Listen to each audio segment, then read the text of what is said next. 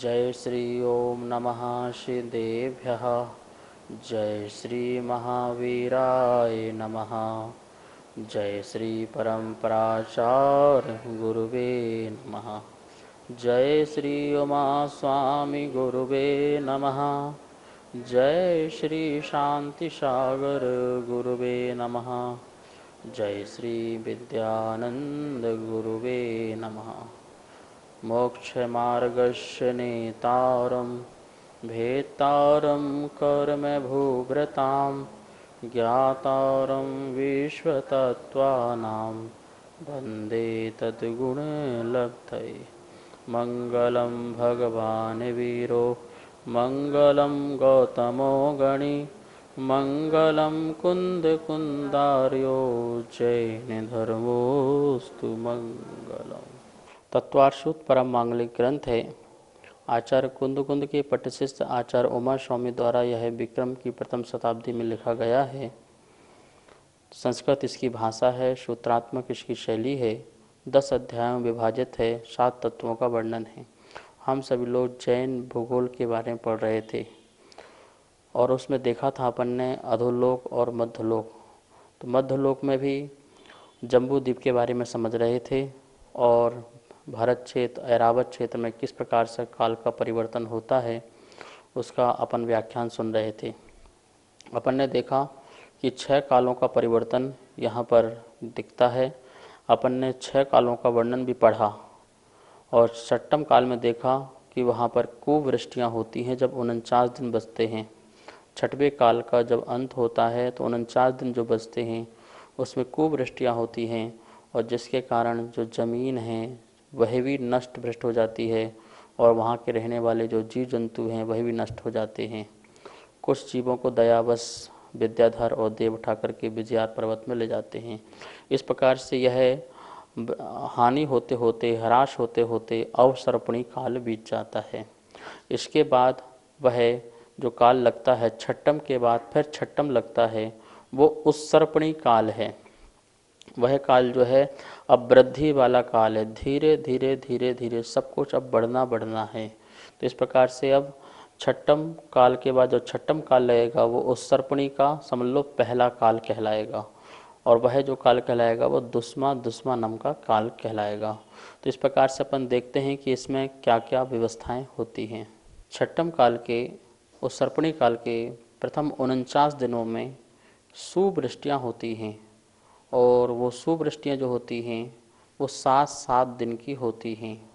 तो 7-7 दिन में कितनी वृष्टियाँ हो जाएंगी? 49 दिन में 7 प्रकार की सुवृष्टियाँ हो जाएंगी। अब वो 7 प्रकार की सुवृष्टियाँ कौन सी होती हैं तो हम आपको बताते हैं। यदि आपके पास कॉपी पेन है तो उसे आप नोट कर लेंगे। इसे अपन स्लाइड के माध्यम से देखते हैं। 7 प्रकार की सुवृष्टियाँ आपको यहाँ पर सुवृष्टियाँ लिखी होंगी। 7 प्रकार की सुवृष्टियाँ आप पढ़िए, देखिए क्या लिखा है।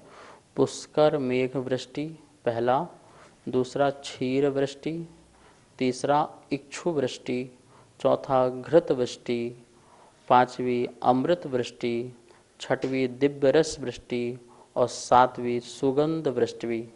इस प्रकार से ये 7 प्रकार की वृष्टियाँ होती हैं, वर्षा होती है।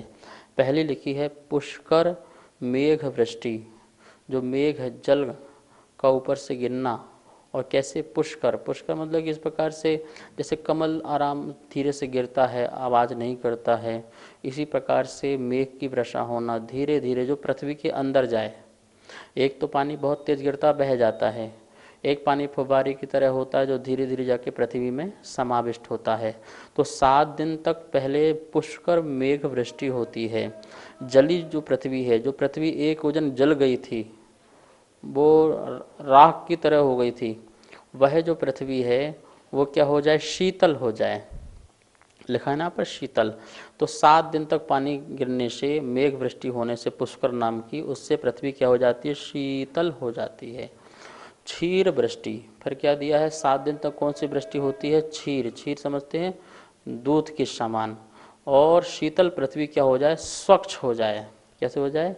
जैसे यहाँ पे दूध गिर जाए तो पूरा सफ़ेद सफ़ेद स्वच्छ दिखाई देता है, तो क्षीर वृष्टि है वह, जिस प्रकार से दूध की तरह। तो ऐसे ही पूरी पृथ्वी जो है बिल्कुल दुग्धमय जैसे दिखाई देना, वो क्षीर वृष्टि, बिल्कुल धवल स्वच्छ हो जाना, वह भूमि कैसे होना, बिल्कुल स्वच्छ हो जाना, तो वह क्षीर वृष्टि कहलाएगी। वो कितने दिन चलेगी, वो भी 7 दिन तक चलेगी।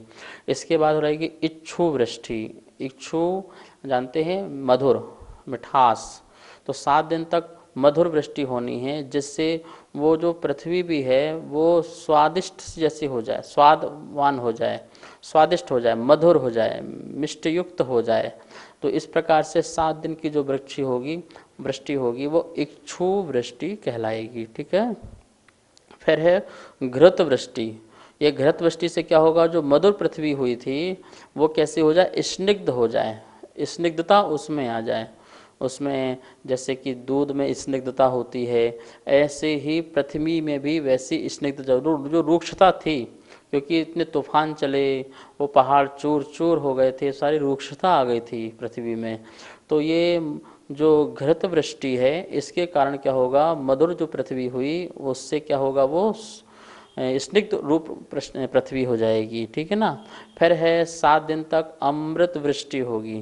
क्या होगी, जो स्निग्ध पृथ्वी है वो अब उपजाऊ बन जाए, उपजाऊ, जिसमें पेड़ पौधे आदि लगना प्रारंभ हो जाएं, तो ऐसी उपजाऊ भूमि हो जाए। तो 7 दिन तक अमृत की वृष्टि होगी, जिससे क्या होगा, सारी पृथ्वी क्या हो जाएगी, उपजाऊ हो जाएगी। ठीक है।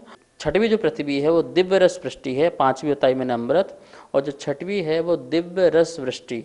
दिव्य रस वृष्टि से क्या होगा, उसमें पेड़ पौधे जो आए उसमें रस आ जाए, औषधि जैसे बन जाए, पत्र गुल्म इन सब में रस आ जाए, रस मतलब उसमें अमृत तुल्य बन जाएं, वो औषधि के काम करने लग जाएं, ऐसे पेड़ पौधों का उत्पन्न होना और औषध रूप में उनमें रस आ जाना, इस प्रकार से दिव्य रस वृष्टि है। और जो 7वीं नंबर की जो वृष्टि है वो सुगंध वृष्टि है। कौन सी वृष्टि है, सुगंध, सुगंधित मंद मंद हवा का चलना। अब वहाँ का वातावरण कैसे हो जाएगा, सुगंधित मंद मंद हवा का चलना हो जाएगा। इस प्रकार से ये भी 7 दिन तक चलेगी। तो कितने दिन हो गए, पूरे 49 दिन हो गए। ये 49 दिन तक ये सुवृष्टियाँ वहाँ पर होती हैं। और ये वृष्टियाँ हो जाने के बाद जो विजयार पर्वत में जो कुछ मनुष्यों को, तिरंचों को देव और विद्याधर ले गए थे, उनको फिर इस पृथ्वी में ला करके वो छोड़ देते हैं। और वहाँ पर रहने वाले जो फिर वो मनुष्य हैं, वो त्रियंश हैं, वो अपना जीवन यापन इस प्रकार से पेड़ पौधों, फल कंद मूल आदि खा करके अपना जीवन यापन करने लगते हैं। और इस प्रकार से धीरे धीरे धीरे करते करते यह छठम काल भी व्यतीत हो जाता है, पंचम काल लग जाता है।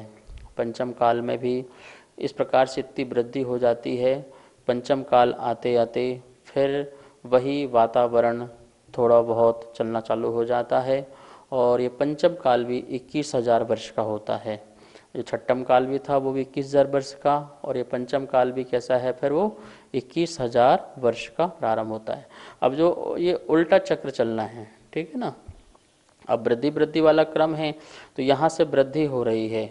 अब पंचम काल जो प्रारंभ होगा, वहाँ पर जो आयु होगी, वहाँ जो अवगाहना होगी शरीर की, वो कम होगी, और फिर बढ़ते बढ़ते बढ़ते बढ़ते पंचम काल के अंत तक वहीं ज़्यादा हो जाएगी। फिर चौथा काल लग जाएगा, तो चौथा काल में क्या बोलते कि पहले कम होगी, और फिर बढ़ते बढ़ते बढ़ते बढ़ते फिर पूरी 500 धनुष तक वहाँ पर आयु अवगाहना पहुँच जाएगी, एक पुरकोटि की आयु तक वहाँ पहुँच जाएंगे। तो इस प्रकार से ये सब क्रम बढ़ते बढ़ते होगा। अब सब कुछ बढ़ रहा है, आयु बढ़ रही है, अवगाहना बढ़ रही है, अनुभव बढ़ रहा है। तो इस प्रकार से बुद्धि बल शक्ति सब कुछ क्या है, धीरे धीरे अब बढ़ता जा रहा है। यह क्रम चलते चलते इस प्रकार से अवसर्पणी काल का भी पूरा काल इस तरह बीत जाएगा। वही चौथा काल जो आएगा बीच में, तो उसमें फिर वही तीर्थंकरों का जन्म एक एक करके होना प्रारंभ हो जाएंगे, और वही धर्म प्रभावना आदि होना स्टार्ट हो जाएगी।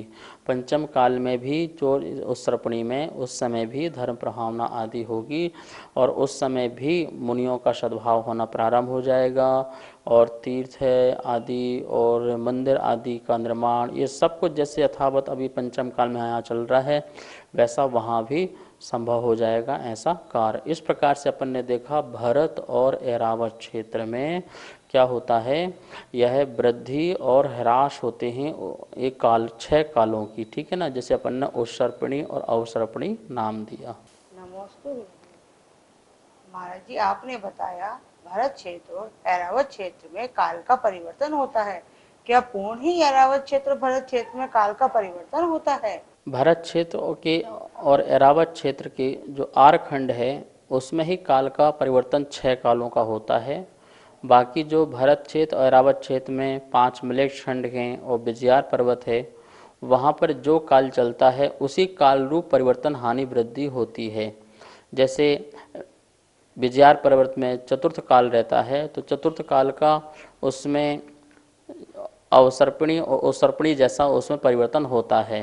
जैसे प्रारंभ काल से घट करके हानि हुई और फिर वहीं पर वृद्धि हुई, तो इस प्रकार से हानि वृद्धि होती है, पर चौथे काल संबंधी ही हानि वृद्धि वहाँ पर होती है। जैसे अवसर्पणी का चौथा काल और उत्सर्पणी का चौथे काल में चढ़ते समय उसमें घटते समय पर रहेगा, चौथा काल ही रहेगा। ऐसे ही म्लेच्छ खंड में भी जो वहाँ पर काल होता है उस काल के अनुरूप वहाँ पर हानि वृद्धि लगाना, पर काल वहाँ पर जैसे एक पहला काल दूसरा काल तीसरा काल ऐसा होता है, ऐसा वहाँ पर नहीं होता है।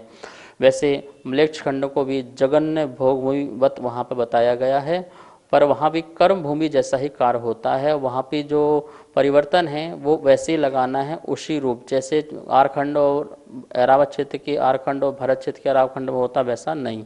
इस प्रकार अपन ने भरत क्षेत्र और ऐरावत क्षेत्र में कहाँ कैसा काल का परिवर्तन होता है वो अपन ने देखा। अब अपन ये भी देख लेते हैं कि आगे के और भी क्षेत्र हैं, हेमवत क्षेत्र है, हरि क्षेत्र है, विदेह क्षेत्र है, रम्यक है, हरण्यवत है। इन क्षेत्रों में कैसे क्या काल का परिवर्तन होता है या नहीं होता है, ऐसी अपनी सहज जिज्ञासा मन में प्रकट होती है। उसी जिज्ञासा का समाधान करने के लिए आचार्य भगवान 28वां नंबर का सूत्र का अवतरण करते हैं, जिसमें अपन देखेंगे कि उसमें आगे की भूमियों में किस प्रकार से काल का परिवर्तन होता है या नहीं होता है। उसके लिए सूत्र का हम सब लोग उच्चारण करेंगे। एक बार सूत्र हम बोलेंगे, दोबारा सभी आप लोग।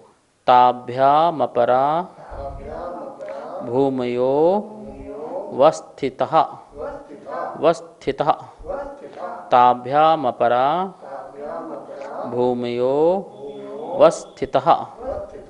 इस प्रकार से अपन ने यहाँ सूत्र का उच्चारण किया। अब अपन सभी लोग इस सूत्र का अर्थ बोर्ड के माध्यम से भी देखते हैं। तृतीय अध्याय का सूत्र नंबर 28वां। ताभ्यामपरा भूमयो वस्थितः, बहुवचन है वस्थितः। ताभ्यामपरा भूमयो वस्थितः। इसकी संधि तोड़ेंगे क्यों, ताभ्याम क्या निकलेगा, ताभ्याम फिर निकलेगा अपरा भूमयः, विसर्ग का ओ का विसर्ग हो जाएगा, भूमयः अवस्थितः अवस्थितः। इस प्रकार से ताभ्याम अपरा, अपरा मतलब दूसरे, मतलब दूसरे जो क्षेत्र हैं। ताभ्याम यह है द्विवचन, कैसा है वो द्विवचन, उनसे के सिवा, उनसे दूसरे, उनसे दूसरे कौन से, भरत क्षेत्र और ऐरावत क्षेत्र जो दो थे वो, तो इसलिए यहाँ पे द्विवचन दिया है। तो उनसे अपरहा दूसरे, उनसे दूसरे, उनसे दूसरे कौन से रह गए बताइए, जो अपने हेमवत क्षेत्र है, हरि है, विदेह है, रम्यक है, हिरण्यवत है, ये क्षेत्र रह गए। 7 क्षेत्र थे ना, तो उसमें से 5 क्षेत्र अभी रह गए। तो बोल रहे उनसे दूसरे मतलब उनके सिवा भूमियाँ, जितनी भी भूमियाँ भूमि हैं ये बहुवचन में है। क्या है, बहुवचन में, प्रथमा के बहुवचन में भूमियाँ भूमि है, भूमि शब्द से भूमियाँ बना, भूमि है वो कैसी है, अवस्थितः, ये भी बहुवचन में है, ठीक है। अवस्थितः कैसी है, अवस्थित हैं। इसका मतलब हो गया भरत और ऐरावत क्षेत्र की जो भूमि है वो अवस्थित नहीं है, अनावस्थित है। वो भूमि चेंज होती है, कम ज़्यादा होती है ऐसा नहीं, उसी में ही चेंजिंगता आती है। जैसे भरत ऐरावत क्षेत्र का अपन ने देखा, वहाँ पर छठम काल आया तो पूरी भूमि जल के राख हो गई, 1 योजन तक जल के नष्ट हो गई। तो इस प्रकार से भूमि में परिवर्तन आया ना, तो वहाँ के लोगों में परिवर्तन आया। और फिर विजयार पर्वत जो भरत क्षेत्र में है, एरावत क्षेत्र में भी है, 5 मलेच्छखंड भी हैं भरत में भी और एरावत में भी, उनमें उन्हीं कालवत हानि वृद्धि होती रहती है। लेकिन आरखंड में क्या होता है, 6 कालों की हानि वृद्धि होती है। लेकिन ताभ्याम अपरहा, उनसे दूसरे, उनके सिवा, किनके सिवा, भरत और ऐरावत क्षेत्र के सिवा जो भूमियाँ हैं, शेष और 5 भूमियाँ हैं और आगे जो भी कुछ है उन सब में क्या है, अवस्थितः, क्या है, वो सब अवस्थित हैं, उसी अवस्था में अवस्थित हैं, उनमें कहीं किसी प्रकार का परिवर्तन दिखता नहीं है। इस सूत्र का अपन को ये अर्थ समझना है। नमोस्तु महात्मा, जो पिछले सूत्र में आपने पढ़ाया है, अब मुझे नहीं लगती इस सूत्र की आगे आवश्यकता। जो हमने पिछला सूत्र बताया है, भरत और ऐरावत क्षेत्र में 60 काल का परिवर्तन होता है, और अभी जो सूत्र बताया है कि आगे के जो क्षेत्र हैं, भूमियाँ हैं, उनमें 60 काल का परिवर्तन नहीं होता है। इसलिए इस सूत्र को यहाँ पर बताने की आवश्यकता थी, क्योंकि वहाँ तो बताया कि भरत और ऐरावत क्षेत्र में 6 कालों की हानि वृद्धि होती। कितने कालों की? 6 कालों की। यदि आगे का सूत्र नहीं लिखते तो क्या समझा जाता कि आगे के जो क्षेत्र हैं उनमें जो है 6 कालों का भी परिवर्तन नहीं होता है, जबकि वहाँ पर अपना अपना जो काल होता है वो वहाँ पर वो अपना काल रहता है। इसलिए आचार्यों ने यहाँ पर नया सूत्र का अवतरण किया है, और इस सूत्र के माध्यम से ये बताया है कि आगे की जितनी भूमियाँ हैं वो अपने अपने काल में अवस्थित हैं, वहाँ पर 6 काल संबंधी कोई हानि और वृद्धि नहीं होती है, ऐसा यहाँ समझना।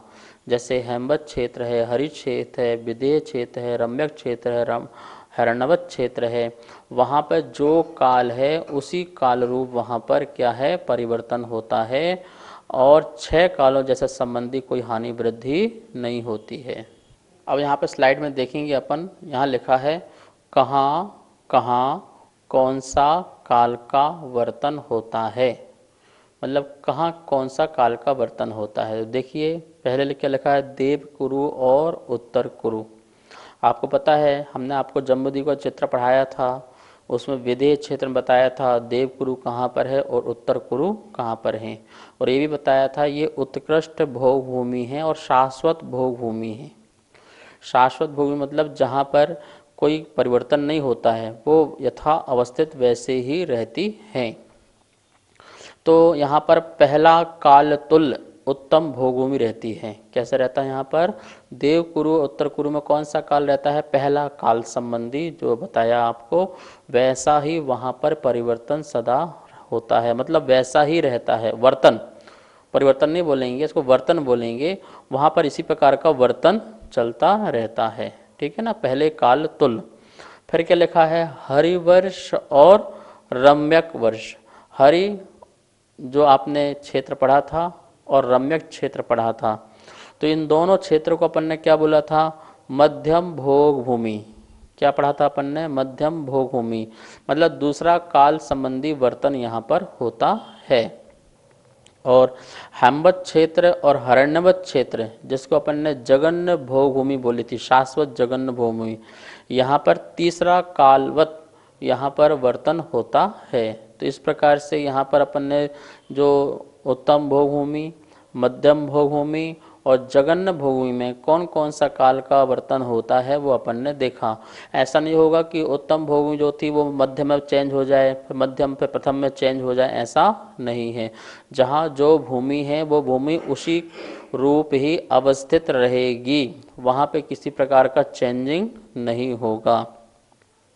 विदेह क्षेत्र जो है वहाँ पे सदा चौथे काल का आदि, जो आदि का समय होता है, जैसे सिमंदर स्वामी आदि वहाँ होते रहेंगे, तो 500 धनुष ही सबकी क्या बोलते कि वहाँ पर अवगाहना होगी। तो आदि की तरह जो चौथा काल अपन ने पढ़ा था अभी यहाँ पर कर्म भूमि में, परिवर्तन वाला, हानि होते हुए वृद्धि होते हुए, ऐसा वहाँ पर चौथा काल नहीं होता है। जैसा चौथा काल अपन ने आदिनाथ के काल में पढ़ा आदि वाला, वैसा ही चौथा काल सदा ही वहाँ पर विदेह क्षेत्र में उसी रूप ही बना रहता है। इस प्रकार से वहाँ चौथा काल और चौथे काल में भी आदि वाला जो अपन ने यहाँ पढ़ा था अभी कर्म भूमि में भरत ऐरावत क्षेत्र में, वैसा वहाँ पर होता वर्तन चलता है। कुभोग भूमि, कुभोग भूमि कहाँ पर हैं? तो यह हम आपको बताएंगे कि जो लवण समुद्र है और कालोदधी समुद्र है, इनमें कुछ अंतरद्वीप होते हैं और वो अंतरद्वीपों में कुभोग भूमिया का स्थान होता है, जहाँ पर मनुष्य रहते हैं और उनका जो रूप रंग आदि जो है वो बहुत ही कलुष रूप से होता है और आकार मनुष्य का हो और त्रिंच जैसे उस चेहरा हो, तो इस प्रकार से अनेक प्रकार की विकृति रूप शरीर होता है। वो कुभोग भूमि में रहने वाले मनुष्यों की ऐसी अवस्था होती है। तो उनमें कौन सा होता है? तीसरा काल तुल्य, जैसा तीसरा काल अपने भरत ऐरावत पढ़ा था वैसा तीसरा काल तुल्य वहाँ पर क्या होता है? वर्तन होता है। मानसोत्तर पर्वत के स्वयंप्रभ पर्वत तक असंख्यात द्वीप समुद्र हैं। मानस पर्वत से लेकर के अपन चलेंगे तो असंख्यात वहाँ पर पर्वत आएंगे और भी आएंगे, असंख्यात द्वीप आएंगे स्वयंभूरण द्वीप के पहले पहले, ठीक है ना। इन सब में भी तीसरा काल तुल्य होता है। कैसा होता है? सभी में तीसरा काल तुल्य व्यवस्था वहाँ पर पाई जाती है। और अंत का जो आधा स्वयंभूरमण द्वीप और स्वयंभूरमण समुद्र, ये पूरा का पूरा जिसमें है, ये इसमें और चार कोने लगा लेंगे, समुद्र के लास्ट के चार कोने बचेंगे जब एक राजू क्षेत्र में अपन बनाएंगे लास्ट में, तो उन सब में पंचम काल तुल्य रहता है। जैसा अपन ने भरत ऐरावत में पंचम काल पढ़ा है वैसे ही पंचम काल के तुल्य आधार स्वयंभूरमण द्वीप और पूरा स्वयंभूरमण समुद्र और उसके जो चार कोने हैं वो चार कोने ले लेंगे, ठीक है ना। इस प्रकार अपन ने ऐसा बनाया था ना राजू, और उसमें जो समुद्र लास्ट वाला आया उसके चार कोने बचेंगे, वहाँ भी सब कैसा काल रहेगा? वहाँ पे पंचम काल तुल्य, पंचम काल के समान वहाँ पर वर्तन होता है। तो इस प्रकार से कहाँ कहाँ क्या होता है ये देखा अपन ने। अब कहाँ कौन सा काल का परिवर्तन होता है, एक दो बात और है यहाँ देख लेते हैं। जैसे देवगति, नरक गति, तो देवगति में हमेशा पहले काल तुल्य ही वहाँ पर व्यवस्था रहती है, उत्तम भोगभूमि जैसे। नरक गति में छठे काल तुल्य, जैसे छठे काल में जैसे हाहाकार मचा रहता है वैसे ही वहाँ पर नरक में ऐसा काल का होता है।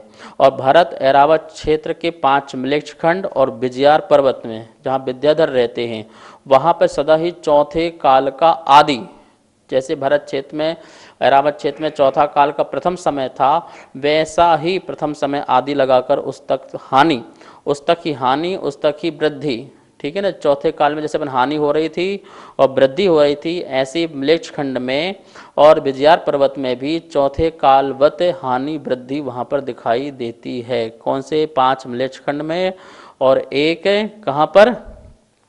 विजयार पर्वत में, वो भी भरत और ऐरावत क्षेत्र के। इस बात का ध्यान रखेंगे। इस प्रकार से यहाँ पर अपन ने कहाँ कैसा काल का परिवर्तन होता है वो अपन ने यहाँ पर देखा। इस प्रकार देवगति में कौन सा काल, नरक गति में कौन सा काल, भरत और ऐरावत क्षेत्र के 5 म्लेच्छ खंड और विजयार पर्वत में कौन सा काल का परिवर्तन होता है ये अपन ने देखा।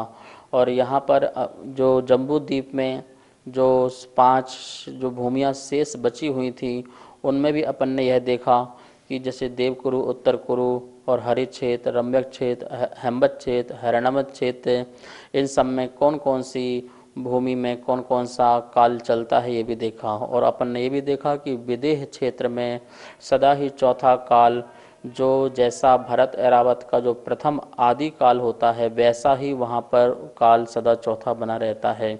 इस प्रकार से अपन ने देखा तो पूरा देख लिया।